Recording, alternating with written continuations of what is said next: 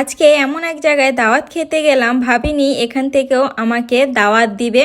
নমস্কার সবাইকে, সুমনার ব্লগে আপনাদেরকে স্বাগত জানাই।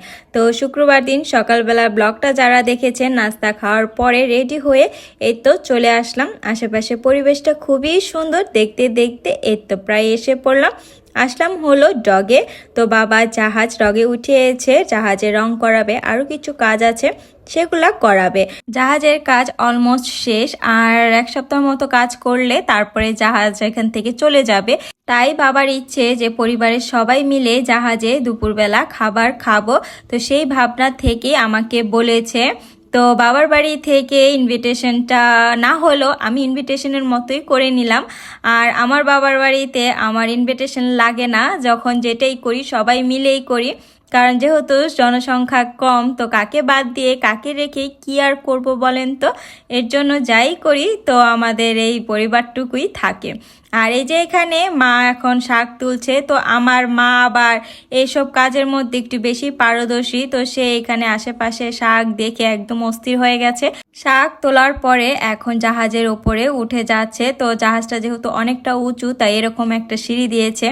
মা তো মাই হয়, মা তো ধেই ধেই করে উঠে গেল। কিন্তু এখন আমার অবস্থাটা দেখুন, বেহাল, প্রায় আপুর দিয়ে ওঠার মতন অবস্থা হয়ে গেছে। কারণ আমি আবার এসব ওঠাতে একটু কমই এক্সপার্ট। তো যাই হোক, তারপরে কষ্ট টষ্ট করে আমি উঠে পড়লাম। তো জাহাজ থেকে আমি আপনাদেরকে এই ভিউটা দেখিয়ে দিলাম যে কি সুন্দর। তারপরে দুপুরে খাবার আয়োজন করলো, বসে পড়লাম। তো এখানে সবাই বসেছে, আর এই তো খাবার একে একে আমাদেরকে বেরিয়ে দিবে। আর এখানে যা যা আইটেম হয়েছে সেগুলো আমি আপনাদের শেয়ার করি। এখানে ভাতই করেছে, কারণ পোলাও গরমে ভালো লাগবে না তাই। তো ঢেঁড়স ভাজি, কাচকি মাছের তরকারি ছিল, এটা ছিল মুরগির মাংস, আর হলো মুসুরির ডাল। তো এই তো দেখুন সবাই বসে এখানে খাচ্ছে। আর জাহাজের আমি যে পাশে বসেছি, বাবা যে পাশে বসেছে সে পাশে বাতাস ছিল, বাট সোনাই বাবা যে পাশে বসেছে বাতাস ছিল না, তাই তাকে বাতাস করানো হচ্ছে। আর খাওয়া দাওয়ার পরে এই তো জাহাজের পিছনে এসে আমি একটু ভিডিও শ্যুট করে নিলাম। আর এই জায়গার ওয়েদারটা এত ভালো লাগছিল, মনে হচ্ছিল যে এভাবেই আমি এখানে কিছুক্ষণ দাঁড়িয়ে থাকি। তারপরে দেখলাম যে মাও অনেক সুন্দরভাবে এখানে দাঁড়িয়ে আছে, গান গাচ্ছিল। তো গানটা আমি দিলাম না কপিরাইটের জন্য, তো আমি আবার পিছন থেকে আমার ভিডিওটা করলাম। তারপরে যে আশেপাশে নদী ছিল, নদীর ভিডিওটা করলাম। তো অনেকক্ষণ থাকার পরে আসার পথে এখানে একটা দোকানে আমরা আইসক্রিম খেলাম।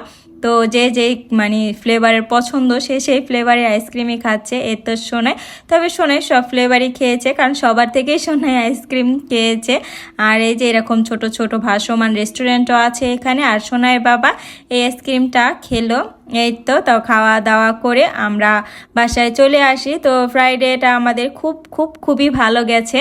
তো আমার এই ছোট্ট ব্লগটা আপনাদের যদি ভালো লেগে থাকে অবশ্যই লাইক, কমেন্ট অ্যান্ড শেয়ার করে দিবেন।